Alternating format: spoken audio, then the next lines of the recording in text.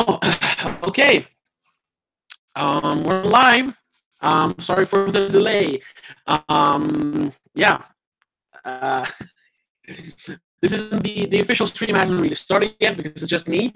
My co-hosts are running a bit late. But I thought I should just start it up because why not? I'm actually I took the opportunity to start watching a movie I'm doing a review of later. It's a request from a fan. So yeah, I'm getting on that right now.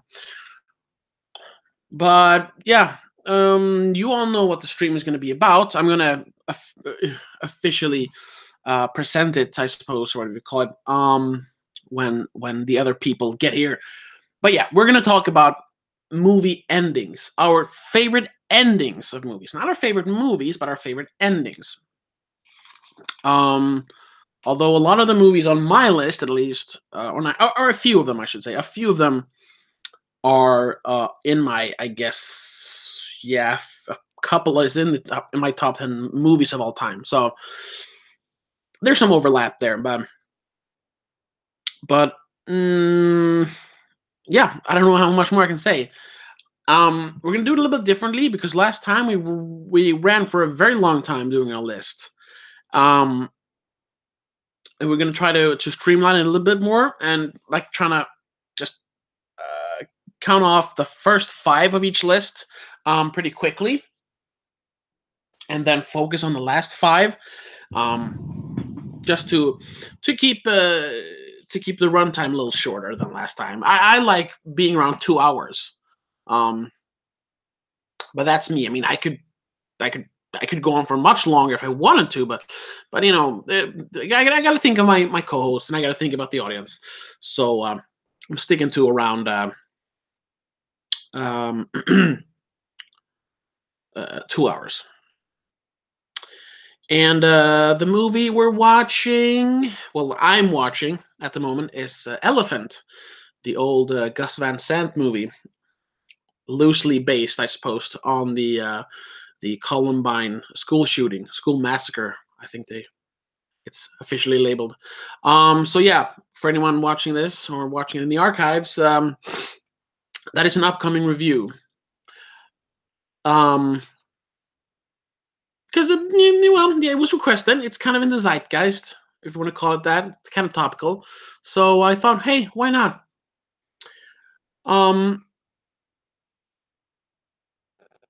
Other than that, my Lady Bird review. I've been talking about my Lady Bird review. It was supposed to be out this weekend, last weekend. It's probably not going to happen. I couldn't find the words to say what I thought about it, in any like well-spoken manner. I mean, you can only say like it was great. You know, I couldn't really accentuate what I thought about it. I might do it in the future, but I mean, it's not going to happen right now. I might do it later just for fun. But I'm going to focus on the next big release, which is tomorrow here in Sweden.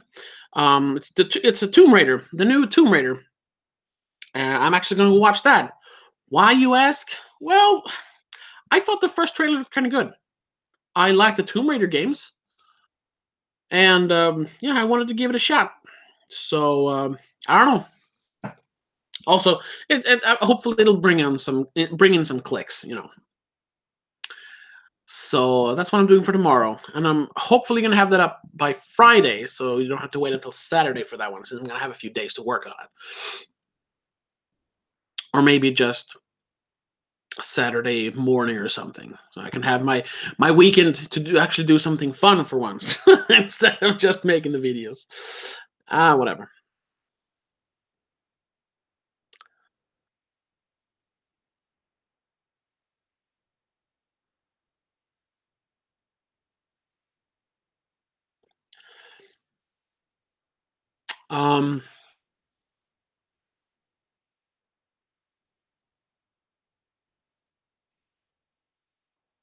It's been a long time since I watched Elephant. I remember watching it like when it was fairly new still. When it came out in what, 2003? I probably watched it in 2004 or 5 because I watched it on DVD or VHS. So yeah, probably a year later. I don't really remember much about it. I was still kind of young back then. So I'll see if my perception has changed since then, because I remember really liking it. Finding it maybe a little slow, but that's Gus Van Sant's style. So, and we have our first viewer. Welcome. Oh, sorry, I don't have the chat window up. So if you're trying to tell me something, you're not gonna. I'm not gonna see it. Hold on. But yeah, whoever you are, welcome to the stream. Like I said, we're running a bit late, so the stream hasn't officially started yet. I've just been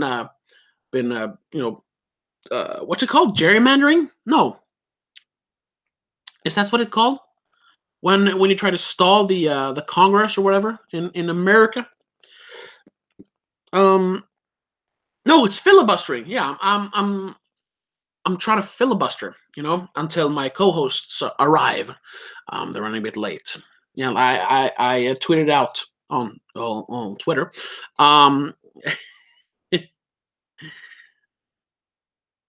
Okay. Now I see you in the chat. Okay, hello, lol, epic gamers.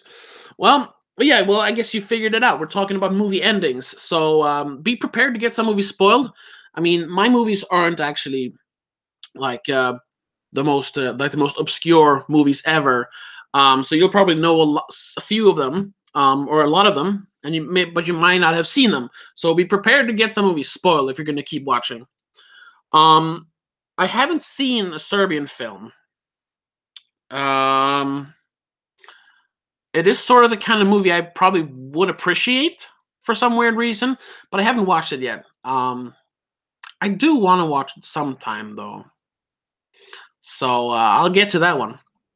But yeah, like I'm saying right now, it's just filibustering. I'm watching a movie just to pass the time. Well, I'm kind of watching it, so it's research, if you will, for a review. So I'm watching Gus Van Sant's movie Elephant at the moment. So if I start like drifting away and not talking all the time, it's because I'm watching the movie. Let's see here. I'm gonna do this.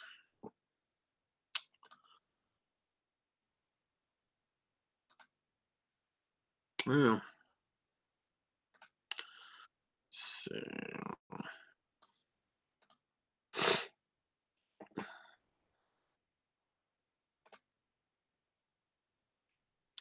So yeah, I guess you're still watching.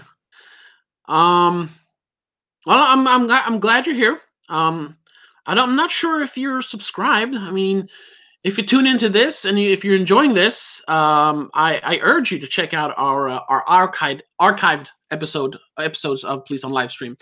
I also do a bunch of movie reviews. I actually haven't done one in like a couple of weeks soon, but it's coming out this weekend. So you should check out my channel. Yeah. I'm gonna let's plug my channel a little bit. Yeah, why not? If you like movies, if you like movie discussions, movie reviews, you should check out my my channel. It's actually starting to grow a little bit. It's slow, but I got 4 new subscribers today. That's some kind of record, actually. So don't you see me? Oh. No, I didn't see you. I have never ran so fast to a bus, because there's a certain line you can take from Slussen to where I live. The problem is this line has 2 different ending stations. One that ends earlier before my stop. So I ran to the wrong flipping bus. I had to wait 5 minutes out in the cold. And we have the worst flipping weather right now in Sweden. That's what you get. Starts melting. Hey, at least I got my Rayquaza on Pokemon Go, so I'm pretty happy. Just before we officially start, Yeah. Your voice is kind of lagging. It's kind of roboting. So just jump out of the stream and jump in again. Let's see if Yeah, I'll do it. Wait. What about now? No, it's the same. You gotta exit the stream and get back in. I'll jump in. Wait up.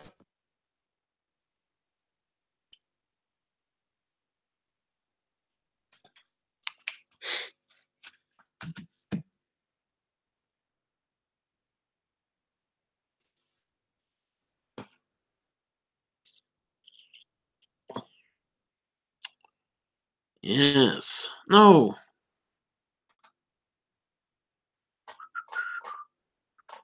So, how are we feeling about the stream so far? Oh, pretty good. I'm going to put a time code in the description later, so anyone who wants to watch this in the archives can just skip this part. Because, yeah, this isn't the most riveting of live streams ever.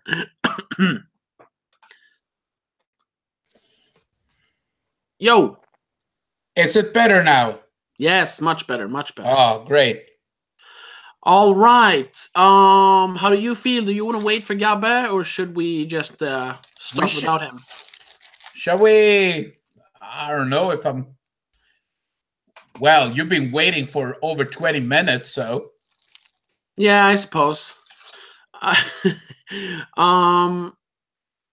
Martin is not joining us, right? No, he's not. Neither Christopher. All right. No, they couldn't. This I was saying that before. I tweeted out this stream is cursed. Because I was actually supposed to be late as well, but I managed to grab a catch a train earlier. So it's something tells me we're not supposed to do this. Actually, the universe doesn't want us to spoil all these movies. We are gonna spoil movies. Yes. So get ready. Yeah. I'm just gonna look at my list. All right. And I changed this list so many times. It was difficult. I thought it was going to be the easiest task. And then I started to put limits. Oh, you can only have one movie per director. Mm. And that was difficult. You're going to notice. I think only one director managed to get 2 movies in my top 10. Well, yeah, I also have that. I did one repeat, and you'll know which one later. I'm just gonna let's see. You want to start with your top 10? Yeah, let's do that. And in this episode, why don't we just do each our own list? You know. Do you have any honorable mentions on your list? I guess I technically have one. So yeah, I could do that. I have one as well. I erased it, but now that you mentioned, yeah, I have an 11th one. But okay, let's start the stream officially now. Welcome to Placed on Livestream, episode 19, the most dangerous live stream ever. We are gonna destroy movies. Yes, we're gonna spoil at least 20 movies, unless we have the same movies. Gabe's on the way, so he'll probably join us in a second. But we'll start. We'll start. With that's where the flipping live stream lags totally. Okay, so I'm gonna start with my list, and I'm gonna start with my my honorable mention, and my honorable mention goes to Back to the Future, the first one. It's such a great wrap up of the entire movie, like. Because you're not really sure everything worked out in the end. I'm going to try to not spoil too much. But then he goes out, he sees his parents, he sees his brother and sister. He comes out, he sees the car, he sees Biff. And it's like, so was it all a dream? Did it actually happen? Has this been my life all the time? Because they keep saying, oh, did you hit your head? No, we've been doing this for years. He's like, did I actually travel in time? And then out of nowhere, just Doc appears in the time machine, flying this time, and he just says, "You have to come with me back to the future." It's such a great ending, and the final quote. Yes, I mean, yeah, we don't I have really enough. love that final quote. We don't have enough road to get up to 88 roads. Where we're going, we don't You need don't need road. roads. Yeah, that is Not even such a Ronald great- Reagan, when using it in one of his speeches, could destroy that quote. That's how great that quote is. That final line. It's That probably is my, if we probably do it in the future, favorite last lines, I think actually that one would go in my top 10. That could happen. That's a good topic. We should save that one. One honorable mention as well, and it's a David Fincher movie that actually I saw in Chile, 1999 in October. Oh, could it be Fight Club? November even. November 99. Okay. And when I saw the poster read about it, I like, because in Spanish it's called El Club de la Pelea, which means, actually literally translated, Fight Club. Because we in Spanish believe to put definite articles everywhere to just screw up languages. Come on, we call gym shorts pantalones cortos de gimnasia. So I went to see this movie, and they have an adjacent Dunkin' Donuts stand in the cinema. So about a 6-pack Dunkin' Donuts, went, saw the movie. The great twist is in, it's not in the end of the movie, but the ending, it's such a, I actually had not difficulties with the ending. When I saw the ending the first time, I thought, but that is a sad ending. But then you think about, didn't the main protagonist succeed in his goal? And he actually does. And it is a great ending. Not only because David Fincher is such a good director to just paint up a great scenery. When you hear that Pixie song and just see the whole shebang go down, it's such a great ending, and a frame of a penis. Don't forget the penis frame. Yeah. That is one of the few movies that just came out from the cinema and walk to the left just to go back to the cinema to see that movie again. That ending is really good, but it just didn't get to my top 10. No, I think my top 10 is it's very, a few of them are like super short, like the ending is like the last like 10 seconds, and some of them are a little longer, but they're a bit more punchy. I don't know. The ending of Fight Club is very long if you think about it. It's like a 20-minute ending, really. But yeah, so I was thinking maybe I would just go. How many of your endings have a frame of a penis? Not that many, right? Spoilers, none of them, I think. But okay, so I'm just gonna go through my I guess bottom 5, so 10 to 6. It'd be really nice if you give just a short explanation. What is it that you like with that ending? Oh, sure. But I'm just trying to keep it a little bit shorter. And then we're going to do yours 10 to 6. And hopefully by then Gabi is here and he can do his 10 to 6. Oh, yeah. Okay. So number 10 on my list is Silence of the Lambs. Because the entire movie, without us really knowing it, Hannibal Lecter has been building up towards this escape that happens like just in the beginning of the third act. So he escapes and he's more or less gone from the movie. But they continue with their hunt for Buffalo Bill. They catch him and they think, oh well, all is well. But then Agent Starling gets that phone call from Dr. Lecter, and just to like punctuate that, no, it's not all fine. He's loose. He's gone. He's out in the world. And just the fact that when he hangs up, she keeps her hand on the phone like, Dr. Lecter, Dr. Lecter, Dr. Lecter. It is so great. It is so it makes her. They've built her up as such a strong character, but in that one moment, just like every other moment when she's around him, she's so powerless, and it's such a it's a really creepy ending. My number 9. It's Close Encounters of the Third Kind. This one is a leftover, you could say, from my sci-fi list. It's just one of those movies. Yeah, that's a very long ending. The whole like third act is basically the ending, when they communicate with the spaceships back and forth. It is just visual storytelling in its purest form. And every time the little guy waves goodbye to the ships before they leave, I just burst into tears. It is one of the both saddest and happiest endings of all time, and it's just, I'm never sure if my tears are from joy or sadness. It is such a good ending. Number 8. Well, it's Rocky, the original Rocky. Once again, one of those really uplifting endings that isn't too saccharine, because he technically doesn't win the fight, but it doesn't matter because he has achieved what he has been struggling for what, the last 20 years. He finally did it. So he just screams, "Yo, Adrian, I did it!" And everyone screams with him. Everyone cheers with him. He wins our hearts. Exactly. He doesn't really win the fight, but he wins our hearts. It is so good, and it ends on that freeze frame, and you just hear Adrian's muffled like cries into his shoulder, like, "I love you, I love you." It's so fucking good. Yeah. It actually, thinking about it, it truly deserved the Oscar for Best Picture. Because I spoke with a lot of people that are against that movie.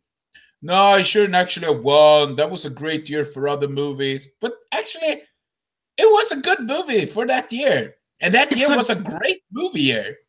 It deserves it because it's such an honest rags to riches and beating all odds. Yes. Yeah. I'm really glad you put that on your list. That is really cool. Never thought about putting that movie there. It's one hell of an ending. Well, like, is it the best movie of that year? I don't know. Would it go on my like top 10 list? Maybe. I'm not sure. But it is a very uplifting movie. It's the kind of a movie that everyone can enjoy, and I think that's why it won. And I would say that it deserved it. But let's move on to number 7. My number 7 is Brokeback Mountain, and we're once again talking about like the literal like last 2 minutes. And it's more about the last line in that movie when he hangs up his daughter's coat in his closet. And then on the door hangs Jack's jacket, Jake Gyllenhaal's character. His jacket hangs there, and he just he adjusts the little postcard he has hanging by the jacket that says Brokeback Mountain, and he just stares at the jacket, and then he just says, "Jack, I swear." And there's so much emotion in those last 3 words. That's another ending where I just cry every time. It is so impactful. Those 3 words, because you know exactly what he means when he says, "Jack, I swear." It is emotionally draining. Like, I am done. Whenever the credits roll in that movie, I am done. I can't do anything else for that rest of that day. It is insane. And my number 6. Where's my number 6? Oh, there it is. Inception. I know Christopher and you and Gabe, we talked about that ending. He said no one better have Inception on their list, and I was like, because that is a great ending. That is also sort of like the same vein as Silence of the Lambs. Like, it is a great ambiguous ending because Because I love when you can talk about movies directly afterwards, start a discussion. Yes. And Inception just gave that. Was he alive? Was it a dream? Was it not a dream? Who knows? Yeah, it's the same thing. Like, he accomplishes everything he has to do. He makes the Inception. He gets home to America. He gets to see his kids. And he'd like, yeah, I can put this down now. This thing that has been like keeping me prisoner of my own mind, and just spins it one last time and leaves. But we never see it stop. But you know, you can also argue, then does it matter? He's finally with his kids. Doesn't matter if it's a dream. Doesn't matter if it's real. Is it real? Is it a dream? I mean, even the director, Christopher Nolan, has said that he knows, but there isn't a definite answer, which is just like a big fuck you. It is interpretive. You shouldn't fucking figure it out. So that is a great ending. And that is my first half of the list. That was a good half. Yeah. But what I like of the movies that you show, you can see that these are movies you really love and appreciate. You haven't gone for the status quo of great movie endings. There are so many great movie endings, but you picked up movie endings that you really appreciated and you really brought your heart to. So I'm really impressed. Well, yeah. We'll start with number 10, and this is such a status quo ending because everybody loves this ending, and it should probably be more counted as a movie twist. But Bryan Singer's The Usual Suspects. Oh yeah. The last 2 minutes are so great because the whole movie's been built up really good, and you think, what? And you think, oh, the ending could be a bummer. What's gonna happen? And everything gets revealed. And evil wins again. And it's one of those endings where you thought, oh, you've seen it the first time, you would never enjoy it again. And I must say, no, actually, I can still enjoy that ending. Oh yeah, definitely. And that's also, just quickly just gonna comment, that's also the hallmark of a great movie, that even when you know the twist ending, you can still appreciate it because it builds so clearly towards that ending without actually ruining it beforehand, because there is no way you are figuring out that ending if you haven't seen the movie before. So you can really appreciate the movie anyway. That is a well-directed movie and a really great script. Yes. So that's my number 10. Number 9, it's actually the newest. It's actually going to be the freshest entry. Okay. And it's Luca Guadagnino's Call Me By Your Name. Oh, damn it! Yes! I was thinking so much if I should put it, but excuse me. The ending frame, the music, the setting, everything. It is so amazing. And it goes on even after the Sufjan Stevens song. It is such a great edit. And I wasn't not only in tears, but I was emotionally destroyed because I know exactly what he goes through. Just with only the expression of his face, you understand everything goes through, what he's pondering about and thinking about. Actually, that is Oscar-worthy, when you can just tell your feelings just through your face. It is so wonderful. Yeah, I totally blanked on that ending. God damn it. Well, that's my second honorable mention. 8, and then we have my number 8 is actually Paul Thomas Anderson's. I was thinking I was going to take the ending on Magnolia, which is a really beautiful last frame, or There Will Be Blood. And I decided on There Will Be Blood because the whole third act at Daniel Day-Lewis house just builds up so well. There's so much hate that Daniel Day-Lewis just carries in him, that he's bottled in because his son has abandoned him. Yeah. And the whole hate it goes towards the Eli Sunday character. And it's just blood and hate. Because you're waiting during the movie. What do you mean where there will be blood? And there is fucking blood in that scene. And then he's just sitting there and he ends everything with, I'm finished! And bam, that classical song comes up. And you know that even though I love Daniel Day-Lewis, he will never make a better role than Daniel Plainview. It's impossible. That role is so impressive. And that ending, it just leaves you there. Phantom Thread? What? Who said that? I love Phantom Thread. but There Will Be Blood. I said, it's such a bombastic ending. Yeah, it is. It is, and it really that's also a movie. You're sitting there for like almost 3 hours thinking, when is he gonna get, like, when is he gonna pay for being such an asshole, for being such a like bad person? And in the end, you know, he gets away with it. Technically, we have to suppose that he gets away with murder, but if you actually think about it, he has been punished like throughout the entire movie, like because he isn't actually like living a full life. He's living a half a life. Yeah, hateful life. Yeah, that is really good, like punctuation to that character. And he actually says, "I'm finished." So that was your number 8. And I always thought that "I finished" is a wink to the ending of Last Temptation of Christ, when Jesus Christ says, "It is accomplished."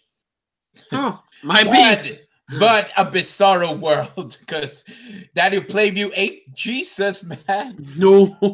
And then we got number 7, and it's Chinatown by Roman Polanski.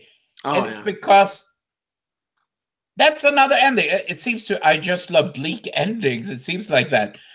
But he solves the case, but at the same time, he couldn't save the girl, and just the final words. Forget it, Jake. It's Chinatown. Yeah. Oh. And that's so funny, because, you know, they never mentioned Chinatown before that. The movie doesn't take place in Chinatown. But when he says, forget it, Jake, it's Chinatown, you get it. Like, it's, I don't know. It really works. Have you seen The Kid Stays in the Picture about Robert Evans? No, I haven't. They talk about Chinatown. So he tells people, well, he narrates in Kid Stays in the Picture when Robert Town came to him with the Chinatown script, and he says, what? And he said, and Robert Evans said, "There's no Chinatown in this script. What are you talking about?" No, you don't understand. Chinatown, it's a state of mind. Yeah. And Robert Evans says, "I did not know what the fuck he was talking about, but it sounded great." Yeah, I agree. What's your number 6? Well, it's another Paramount Picture movie, and a movie that Robin Evans was involved in. But I love the ending of The Godfather. And that's a typical status quo ending. It's a good one. But that's an ending that stays with me. Because that movie would have been perfect even without the sequels. You could have survived on just because I love that during the ending, his wife asks him, well, what do you do? He like, ask me about don't ask about my affairs. And he just says, no, I haven't done nothing. And then you see all these criminal guys just come into him. And she, even though she's married to him, she will never know that criminal underworld. And the music is really well played. Nino Rota's music, and about close the door now. That is a good ending. That is a great ending. I was gonna put that on my list. I had it on my longer list, but I took it off.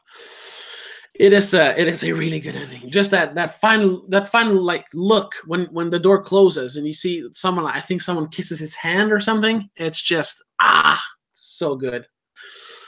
Well, I've been chatting here with Gabba, and it doesn't seem like he is going to join us. There's technical issues on his end. Like I said, this stream is cursed, so I think it's just gonna be you and me. So, well, yeah, let's move on to the top 5. Yeah. And I'm just gonna go through. We'll do ours individually once again. Like, yeah, of course. 10 to 6. So my number 5 is sort of interchangeable with number 4, but I still numbered it. My number 5 is Whiplash. Oh wait, he's here. Yes. Hello. I tried to find it perfectly. It's early on the stream. I can't really hear you too good. No, it's my volume. Oh, there you are. Okay. Well, then Gabriel should go through his number 10 to 6 then. Yes, perfect timing. We could recap for him, but you should look at the live stream instead. Yeah, I watched a bit. I heard what was it? you had Usual Suspects really low. Yeah. Yeah. Yeah. And then I heard Call Me by Your Name, so I switched off because I didn't want to. Oh, okay. Good, good. I actually put Call Me by Name at 9th place. So I'm just gonna go really quick from Oh, my yeah? 10 to Yeah. 6. Yeah. 10th place is more like a personal favorite. Sure. It's Garden State. I don't even remember the ending of that one. It is a very beautiful ending. It's a very beautiful ending because it's like learning and dealing with all his demons, and says to the girl, to Natalie Portman in this case, tells the girl that is interested in that he has to go away to be okay with himself. He has to go away for a while. He goes to the airport. She starts crying, but then he's like, "Fuck it, that's a stupid idea. I just want to be with you forever." Oh yeah, now I remember it. Yeah, that's a pretty And good ending. they play Fro Fro's Let Go, which is a great song. Yeah, and the music is really good, so that's why I have it. I had to sneak it in. It's one of my favorite movies. All I've seen right. like too many times. Number 9. Number 9. I kind of regret that I put it on number 9. It should be they're higher up, but it's 12 Monkeys. Ugh. Oh, I can stay on number 9. I was thinking about 12 Monkeys back and forth. But then again, I think I'm thinking more about that. I like the movie so much, and the ending is kind of good, but it's so sad. You're like, you think like, does anything really matter, anyways? That's the feeling I have after watching it, and I was kind of sad because, like I've mentioned previously, I really like Bruce Willis. It was sad when he died. Yeah. All right. Then number 8. I have Requiem for a Dream. Ooh, oh! Speaking of bleak endings, god damn. And that's the worst. It's not a bad ending. I mean, worse in the sense of you get this horrible feeling in your stomach from watching it, and you basically feel like so sick. And a good anti-drug movie. So. Oh yeah, yeah. I couldn't eat after I'd watched that movie. We watched it in school. We had lunch after. I couldn't eat. Fuck that. So that's why I have it at number 8. Yeah. Number 7. It's Blazing Saddles. Oh yeah. Okay. Cool. Oh, it's been a while since I saw that one. Yeah, that's a really good ending. And it's basically because it's so funny. Yeah. Wait a minute. I just have to change and go into a room. 1 second. It's like a Paranormal Activity movie.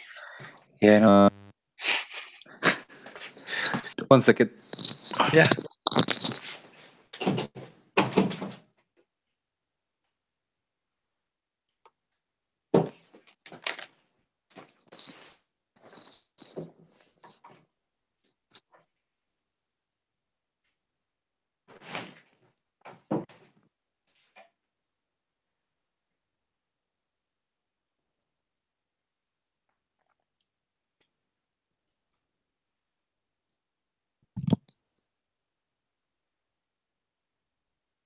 No. There we are. No, it's cool.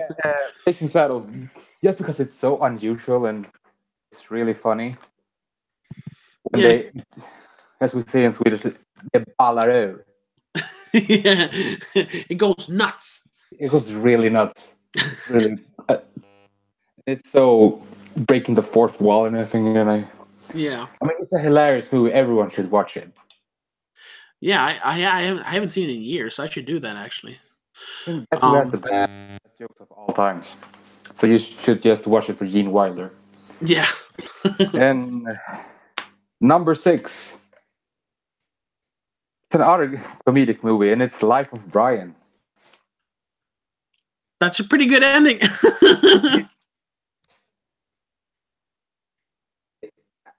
It's so good on so many levels, at least for me.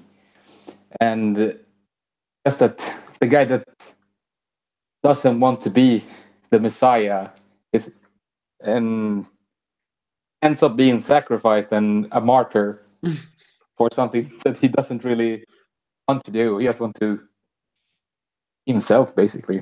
Yeah, it's what the kids would call ironic. Yeah, exactly. And I like the end tone of you have to think, at least look on the bright side. Yeah. It's kind of fun in that way. Yeah. Oh, now it's a lot of endings. Like, oh yeah, I should have thought about that one because there was a lot of endings there that I really agree with, but I didn't even think about. Like, Life of Brian is a really good ending. It's a really good ending. I really love the ending of the Quest for a Holy Grail because it's so absurd. Yeah. You just think, did they really end the movie this abruptly? Yep. And they actually did, and that makes it so much more entertaining. Because the whole movie has been just a travel of absurdity. There's so few movies that can break the fourth wall so greatly and still just mess with your head so much.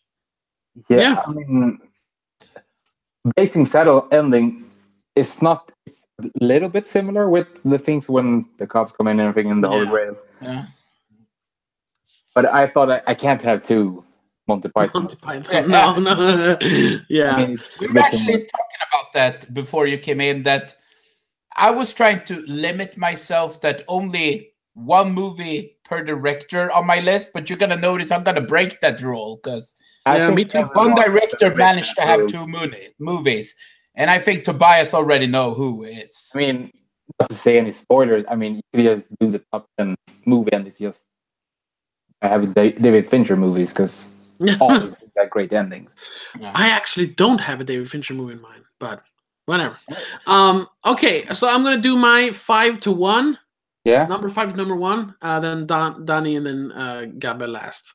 And like I said just before you came on the stream, my number 5 and number 4 are kind of interchangeable, but I still number them. So my number 5 is Whiplash. Because that is also one of those like endings that you can read in two drastically different ways.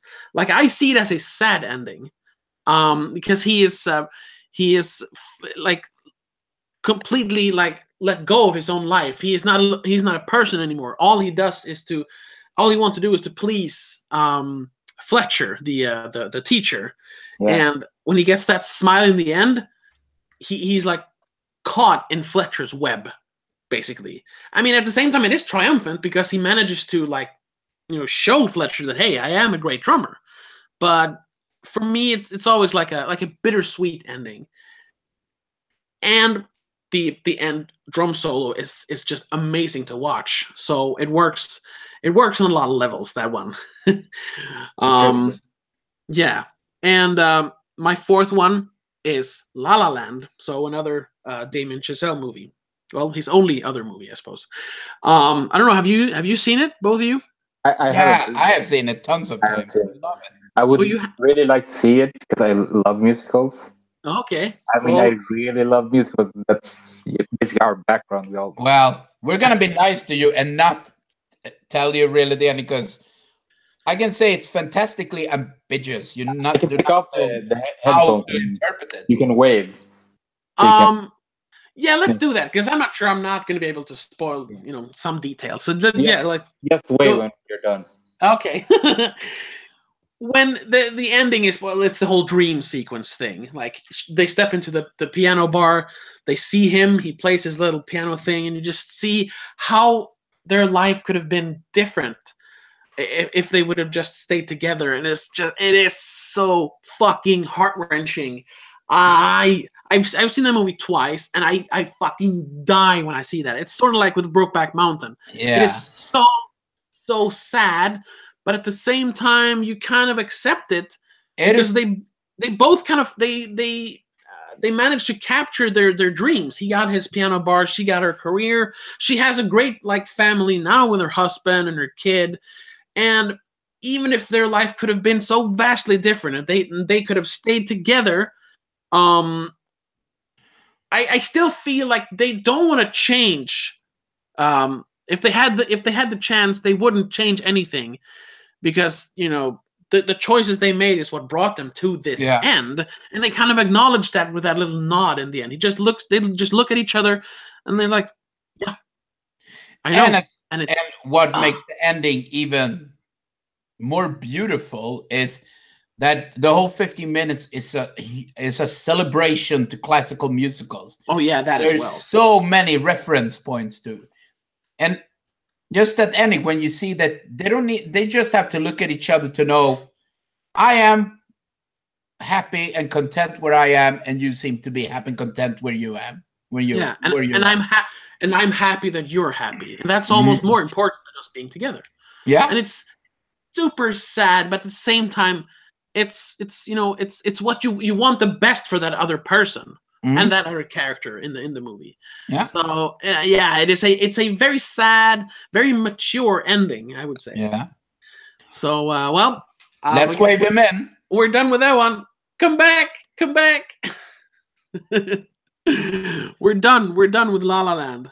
Yeah. Are you gonna take your number 3 or? Yeah, I'll do 3, 2, 1, and then we go over to you. My number 3 is 300. that the ending of the Zack Snyder movie. The end speech that David Wenham holds when they're about to start fighting against the Greeks on the plateau of whatever. It's such it's when you realize that the entire movie has just been him telling the story about Leonidas, almost like creating the legend of Leonidas over what, an hour and 40 minutes. And with that final sting, when you see him walking back and forth saying that, oh, we're 5,000 Spartans facing 50,000 Greeks. So that's 5 to 1, a good odds for any Spartan. And he like gives one of the greatest like speeches in movie history, and that last like slow-mo zoom in when they run towards the camera, but they run towards their destiny, and the movie just ends when they're like into the camera. I saw that in the cinema, in the theater, and my jaw dropped, like literally, like, oh, it's jaw dropping. No. My jaw literally dropped in that last frame when they just run into the camera and the music fades out. That is, it's for me at least, a very powerful ending. And I mean, they ended with a morale boosting speech. It's very hard not to get all amped up, and then the movie ends. You're like, yes. It's such an entertaining movie. Yes. Because I remember I was living in England, and I asked my oldest brother about 300, and basically I got a review that's like, it is so bad, it's this and this and this and this. So I thought, okay, it's gonna suck. And then I talked to you about it, and you said it was one of the greatest movies you ever seen. Yeah. So I had to see it, and I was so entertained. It's actually one of my first DVD Blu-rays that I bought. Yeah, and I thought it's not gonna give itself fairness if I watched it on DVD. No, it had to be Blu-ray. Yeah, and my taste in movies has changed a lot since then, but that is still 12 years later, it is still on my top 10 list of like best movies of all time. It is like legitimately good. I'm not like so bad it's good. No, it's so good it's good. And part of that is the ending. Number 2 on my list. We're getting closer. Number 2 is Doubt, the Nun movie with Meryl Streep, Amy Adams, and what's he called? Philip Seymour Hoffman. Yes, Philip Seymour Hoffman. That is also one of those endings where it's really just about the last scene and the last 3 words that Meryl Streep says in the movie, because it's all about her being afraid of Philip Seymour Hoffman's character, like touching the kids or basically being a pedophile, because there's rumors going around why he has been moving from church to church, and her main goal through the movie is to get him away from her church and her kids, and she doesn't have any proof. We are never given any proof. He doesn't ever admit to being a pedophile or having touched any kids or anything. But there are like things happening throughout the movie you're never sure. Is he doing it? Is he not? Is he a good guy? Is he a bad guy? But in the end, you're on her side, and like when he leaves, you feel such a relief that, oh my god, it's like we're out of danger. The kids are fine. It's gonna be good. But then they cut to that last scene where she sits on that bench that has been featured many times throughout the movie, where people have been contemplating things on that bench, and she just sits there in the snow, and Amy Adams comes up and like sees her. I think she's kind of crying. And it's like, what's wrong? What happened? And her last word is just, she turns to Amy Adams and says, "I have such doubts." And it's like, oh, she was never sure either. She outed a man, well, sort of outed a man as a pedophile, as a child molester, but in the end, she wasn't even sure herself. And it's just like, once again, a very not ambiguous in like for the audience, but an ambiguous ending for the characters. Like, did they do the right thing? They took a chance, but was it the right thing to actually do? And then the movie just cuts, and it's one of those movies where just gotta, like, you sit throughout the credits and just think, did they do the right thing? Or is she right to have those doubts about herself and him? Oh, it's so good. And it's such a short ending. I love those short endings, like Brokeback Mountain and Doubt and 300. It's just, these short, punchy endings.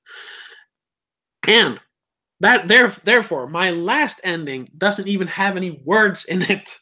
It's the 2016 movie Nocturnal Animals, which just, I don't know. I actually don't want to spoil that ending. No, I kind of have to. Have you seen it, both of you? Yeah, I've seen it. Okay, Gabby's bowing out again. Okay, well, once again, it's like a movie where the entire movie like builds to that ending, because she gets the book from her ex-husband. She reads the book, and it's so clear. Maybe it won't be clear to other readers, but to her, it is so clear that his heart was so broken that he literally, well, figuratively died and has been dead up until this moment where he wrote the book and gave it to her. And all these emotions are just like flowing through her, and it rips up all these old wounds. And she needs to talk to him. She needs to say she's sorry. She needs to like not rectify the problem, but like get absolution, get his forgiveness. So she sends away that mail. They decide to meet at that restaurant, and she's so ready to just like pour her heart out. But then he never arrives, and she realizes how, because in that moment she is as empty as he has been for the last 20 years. And it's just, you can just see it in her eyes. She's completely hollowed out when he doesn't show up. And the fact that he didn't want any reconciliation, he didn't want to give her absolution. He had worked through this problem by writing this book. He just wanted to tell her, you hurt me, you killed me, you broke my heart, you killed my baby, and I want you to know that I have moved past you. You are no longer a part of my life. And he just wants to do it in the worst way possible. So she's just there, all the emotions swelling out of her, and he never appears. And it's just like, oh! That is the greatest ending of a movie ever. It is so love satisfying. that ending. It is so fucking satisfying. Yeah, and it's Tom Ford. He's only made 2 movies, and both his movies are great. A Single Man and Nocturnal Animals. Yeah, I'm looking forward to the next movie. Nocturnal Animals got very criticized because it just showed women as victim, and it was a lot of what is that phrase that Sarkeesian uses? Women in refrigerators. It was a lot of just exposing women, but that was the purpose with the movie. Yeah, it was the purpose. It was supposed to be like that is a good number 1. I'm impressed, man. Yeah, that's the movie that made me want to make this list because I recently bought it and watched it for the first time since it was in cinemas, and it was just like, oh my god, that is the greatest ending ever. Oh well, let's bring in Gabi. Yeah. Oh, no, he's not watching. Yes, he is. There he is. We're done. Okay. So that was my top 10 endings of all time. Well, the last 5 of them. So let's get to your top 5 endings, Danny. Oh, and this top 5 has been surely ended. It actually, last time I was re-editing my top 5 was barely an hour ago. But on the 5th, and I'm gonna try and connect to the emotions when I saw it the first time, just like you have done very greatly, Tobias. But the first time I saw this movie, I knew actually how the ending was because the DVD box flipping reveals it, and it was very criticized for revealing the ending. I am talking about Planet of the Apes. I knew how it was going to end. Yeah. So I just tried to blank my head out because me and my older brother Nicholas were going to watch it. He bought the whole kit of movies, but that ending... Yeah, I a was great one. just trying to blank out your head, but just trying to see it innocently, like I've never heard about, but just seeing that he knew it was Earth all along. Just seeing that anguish and redemption that Charlton Heston had. You maniacs! You blew it all! It is so good. And that's another movie with an ending that could have survived actually without any... I love most of the sequels, but it does so well as a solo movie. In that movie, if that ending would not have opened up the sequels, it would still be equally great as it is, because I love that ending. Yeah, it was on my list as well. But it is, for me personally, it isn't as like effectful because just as you, I knew about the ending before I saw the movie. I also saw it in that box. So that ending has always been a little bit ruined. It's definitely one of the best endings of all time, but I couldn't put it on my list for that reason. Number 4 is Alfred Hitchcock's Psycho. And the movie is filled with surprises. I actually saw Psycho because it was in 9th grade. I had a friend called Joni Hyvönen, Jonte, and he was talking about that the campaign,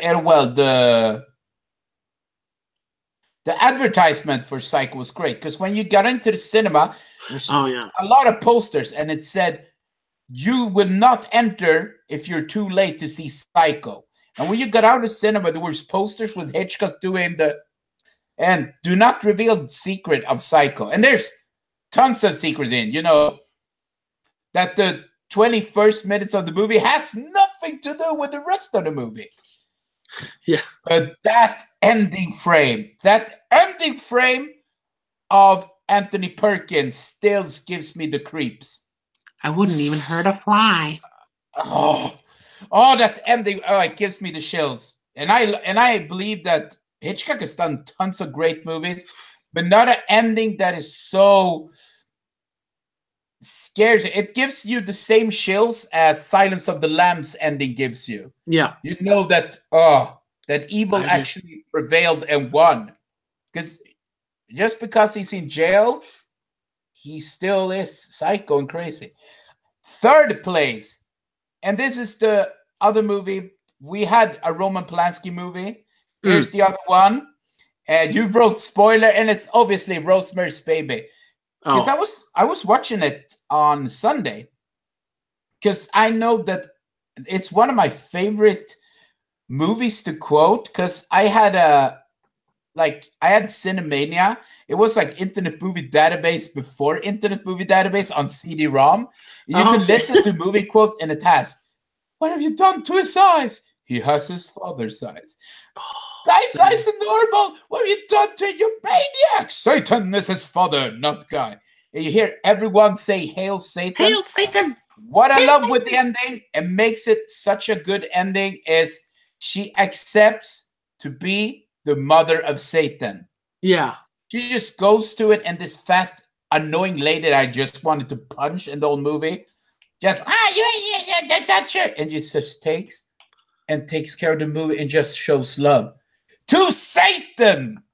And it's such a great, and that movie and that music comes up. Na, na, na, na. Oh yeah.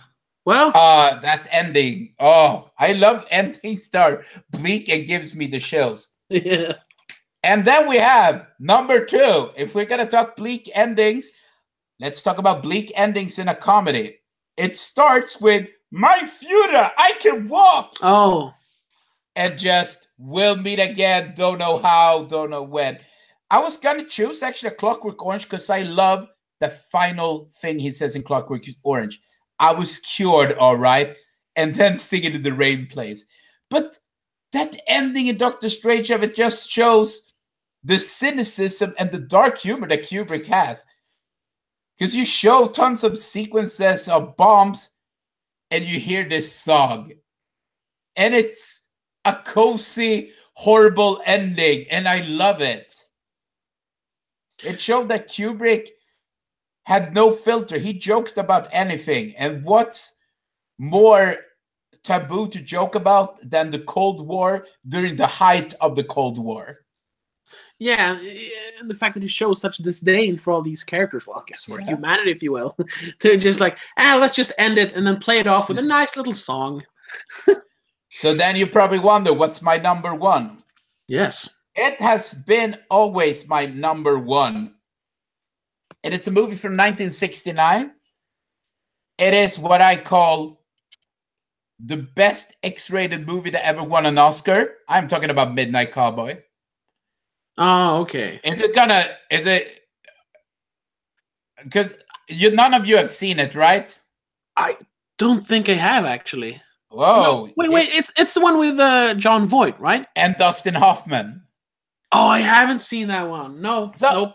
It's a movie that I accidentally rented when I was... Now you're going to laugh your asses up. So I was going to see Drugstore Cowboy. I knew it, yeah. And I'm like, oh, this is the Drugstore Cowboy. And then I wonder, how the hell can I...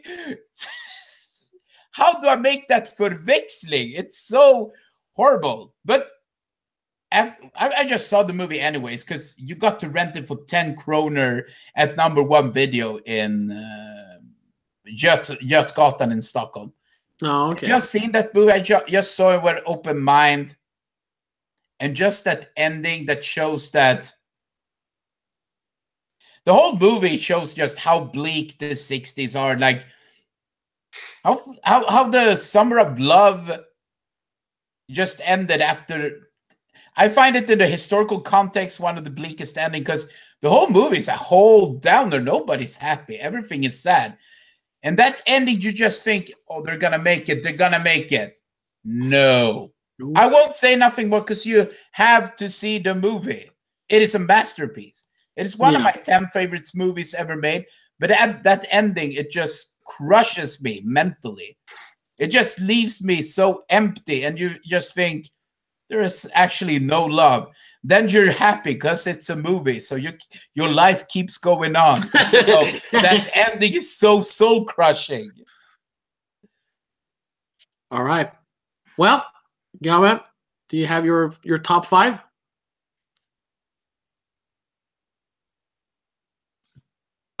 We can't hear you. No. Oh, he took them off. Oh, okay. Wait. Hello? Gabe? No, we can't hear you. Damn it. Let's see. Oh, wait, you're muted. Why am I now? No. Yeah. You're I don't know why you were muted for some reason. Okay, your top 5. Yeah, number 5. It's... I mean, I was talking about Fincher earlier. Yeah. And it's, to no one's surprise, I think it's 7. I think that's one of the... It's one of the top 10 best endings, according to you. The thing is, when I first saw the ending, yeah. When did it come out, Danny? 97? No, 95. Yeah, 95. I saw it 1997 when my brothers were watching it. Oh. And I mean, I was 7 years old. Funny enough. So I remember walking in, and Donnie was there, and my older brother Nicholas was there, and they were watching Seven, and I just remember Kevin Spacey's face, and the music and everything, and that really terrified me. So I've always been kind of traumatized by that movie. Well, Kevin Spacey is scary. So Yeah, especially in this. Especially now. And I remember just I had to see that movie. That was what I thought. So when I got a bit older, like 13, I watched it for the first time. Yeah. And I mean, it has everything. I mean, from start to finish, and just that crescendo, that ending, that just it comes out of fucking nowhere. Yeah, and the fact that John Doe wins, even though he gets killed, he still won.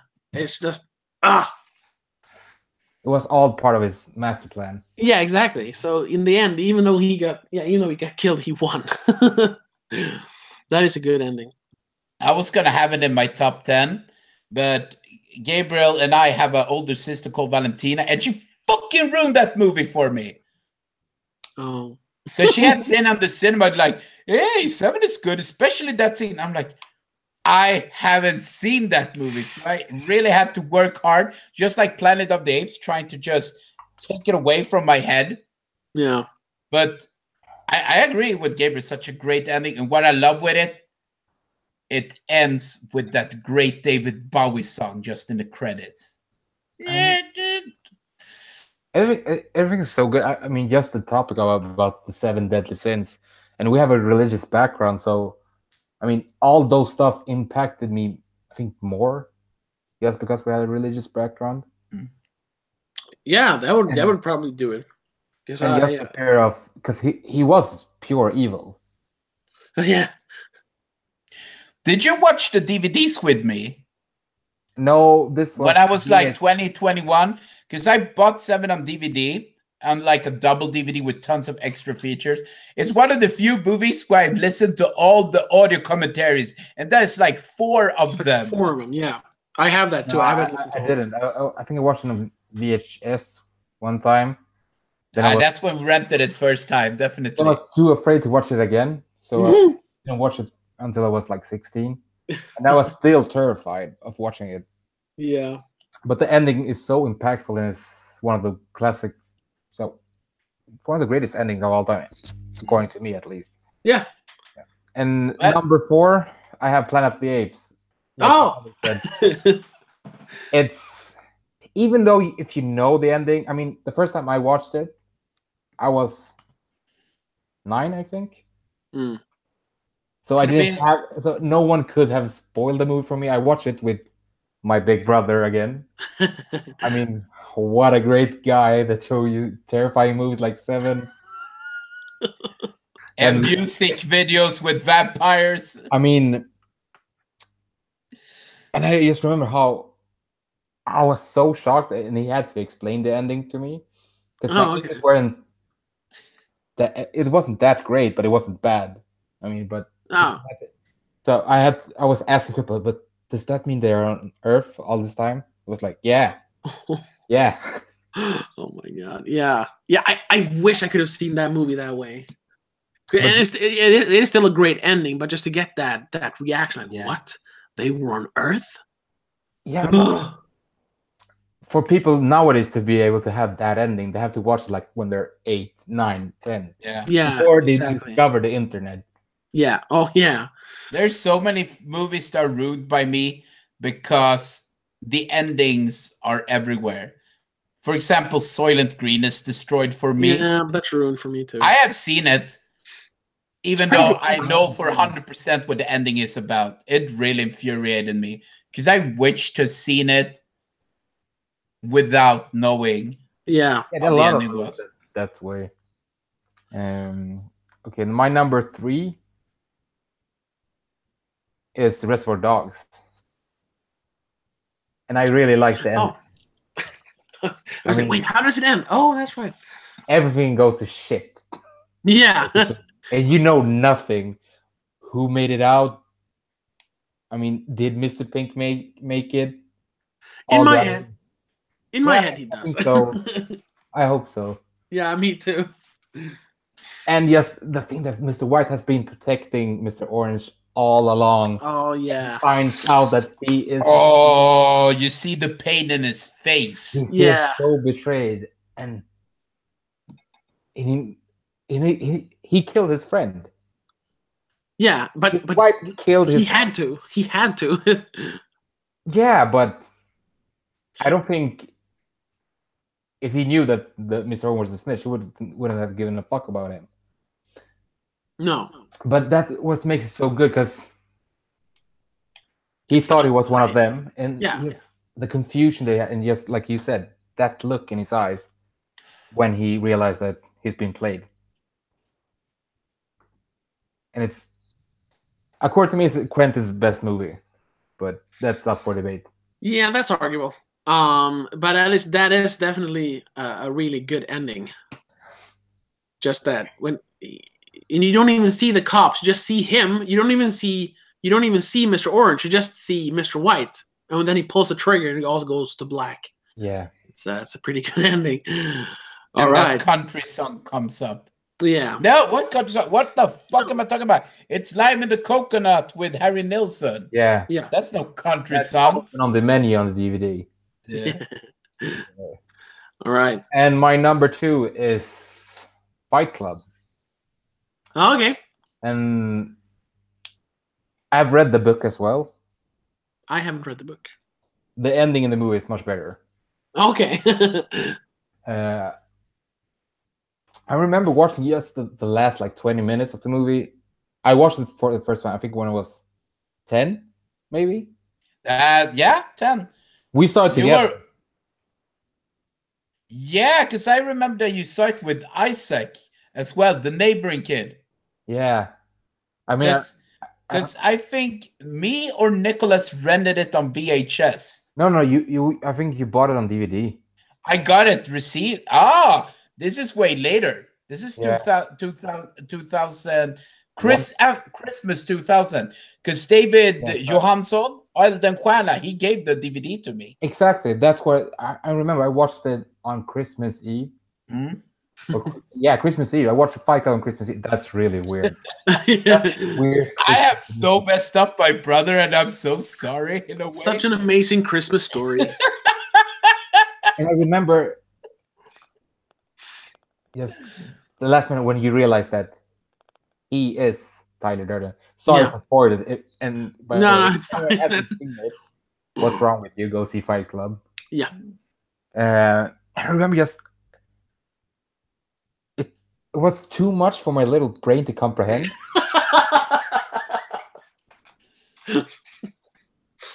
I mean, so I was like, wait, so he's the same person, but he looked completely different. So I watched it again. I watched it twice back to back, and I was remembering it's so weird. And when he finally pulls the trigger and kills himself or the part of himself, and just when he grabs the girl and everything, the world is basically ending as we know it. Yeah. And just that line that's one of the most quoted lines from that movie, which is, "You met me at a very strange time in my life." And the music and the Pixies song plays there in the background. I like for so many reasons. And then in the end, when you see the dick that was supposed to... Yeah! Told you we're gonna mention dick again, Tobias. I actually had it at honorable mention on my list. We had honorable mentions, me and Tobias, but yeah, that's one of the few movies that after seeing it at the cinema, I went up to cinema and went back to the cinema to see it again. And the day after, I went with my cousin Victor, who was living in Chile because he was going to study there. I'm like, we got to see this movie, man. We got to see Fight Club. Dude, it's in Santiago. We got to go to Santiago. I'll pay your trip, man. It's not that expensive. It's like 50 Swedish kronor to take the bus to Santiago. And movies are cheap at Chile. They cost like 50 kronor to go and see like a movie. Pretty good multiplex. So I saw it like 3 times just in Chile because it was so great. And that ending, oh, Yeah. and it made me love the Pixies. Because I only remember the Pixies from the song Debaser. That was my first Pixie song.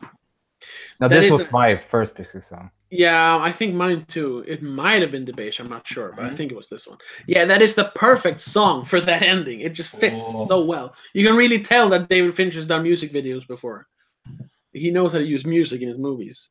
And I don't think I've really given this movie justice, but I mean, it's one of the best endings of all time, according to me. And it's way better than the book, and I'll fight anyone that says the book is better. Okay. And my number one. Yes. Again, I'm very traumatized from this movie because the first clip I've seen from this movie is when someone is talking about they heard a rumor about this guy from Turkey. Oh. That they killed his family and everything. So he shoots his children. And I remember seeing this. I don't remember how old. I think I was 8 years old or something. 95. Yeah, 96. Yeah. No, you were even younger. You were I like remember 6. walking in. You were like 6, 7 years. I remember you walking in on you watching that, and I just stayed. And I was so terrified I couldn't get my eyes on the movie screen. And it's The Usual Suspect, but it was the part when they're talking about Kaiser Sose. Yeah. The rumor that he killed his family because they had an hospital. The first kid. And watching it at like 7, 8 years old, and I was so shocked and terrified. So then I decided I have to see this movie when I'm older. You're making plans. Yeah, all the movies is something that has scarred me from when I was way younger. Like, have to see it again. You saw Silence of the Lambs because we had it on VHS, and I saw it tons of times. I don't think many of them were by choice. I probably just wanted to watch Bambi, and you were like a complete dick and like said, "We'll watch Bambi, but first you have to see this movie. It's much better, I promise." It has a lamb. It is. By the way, spoilers: Silence of the Lambs doesn't have any lambs. Nope. They just mention it. Yeah. But anyway, when I watched The Usual Suspect, I mean the ending. I think Danny already talked about it earlier because that's the only part I heard. But it's like you said, and I think it's the same for the Planet of the Apes. It's the ending that like everyone knows. Yeah. But it's so good, it transcends. I mean, even if you know the ending, you can still watch it and appreciate the ending and still get shivers down your spine and your arms just from... He fucking played the cop so well. Yeah. It's like I said when Danny was talking about it. Yeah, it is an ending that you can appreciate even though you know it, and you can watch the entire movie and just waiting for that ending to come and watch how it unfolds up until that ending. It does really work very well as an ending. And I think you can say that about all my top 5s really, because all of those endings everyone knows, and you can still appreciate. I mean, the journey for the movie, because even though all these endings are great, and I think this is the best ending, because I mean you're in complete shock and in awe just from hearing that revelation, but it just ends so beautifully and perfect, and just that line, and it was gone. Yeah, the movie ends, and it's I'm getting shivers just thinking about it. And I always watch that movie once a year. Okay. Yeah. Well, I haven't seen it in a while. I do own it, but I haven't seen it in a long time. Well, that's our top 10s. I was talking to Christopher, and he wasn't able to be here, but I have his top 9. He didn't manage to conjure up a 10th one, but I have his top 9. So I was just gonna read it out like quickly, because there are a few here we have already talked about. So his number 9 is Existence, the David Cronenberg movie. I honestly don't remember how that one ends because it is such a freaky movie, but I remember it's icky, it's weird, it's good, but it's weird. Cronenberg. Yeah. Then he has number 8 is Fight Club. I think we know why he picked that one. I'm not talking about the dick. I'm just saying it's a good ending. I'm not trying to make any. Man, we bet your dick a lot today. Yeah. Number 7 is Memento. That is another one that is really good. Yeah. I forgot about that one. That's also like a great line for an ending. Like, wait, where was I? And then it just ends. Then he's Eternal Sunshine of the Spotless Mind. I don't even remember how that one ends. I just remembered that the big song, it's kind of bittersweet. Oh, yeah. Well, the entire movie is bittersweet. And then they played the big song during the credits. Yeah. His number 5 is Lost in Translation. That is a beautiful ending. That is a beautiful ending. I get why people like it, but I think the ending is good, but I think the movie as a whole is overrated. But I like the ending. I really like it. Number 4 is Whiplash. We talked about Whiplash earlier on my list. Yeah. Great ending, great drum solo. Number 3 is There Will Be Blood. Hey, we talked about that one already. Also, great ending, great interpretive ending. Mm-hmm. Number 2 is Night of the Living Dead. Talk about a fucking downer ending. Like they have prevailed, they have survived the night. Then he just peeks out his head and gets shot by the cops because they think he's a zombie. Spoilers. And then they burn his body together with the other zombies. That is a bleak fucking ending. Black Lives Matter, man. And the number 1 is The Usual Suspects. I think we know why he picked that one as well. So yeah, good taste. Yes, he has very good taste in endings. Yeah. So yeah. Now we got 29. Well, I guess we got 31, counting ours honorable mentions. 31 endings, 31 movies ruined for you. Not counting the doubles, but whatever. A bunch of movies ruined for y'all. I don't really have anything else to say, I think. Those were the endings. We've reached the ending of this stream.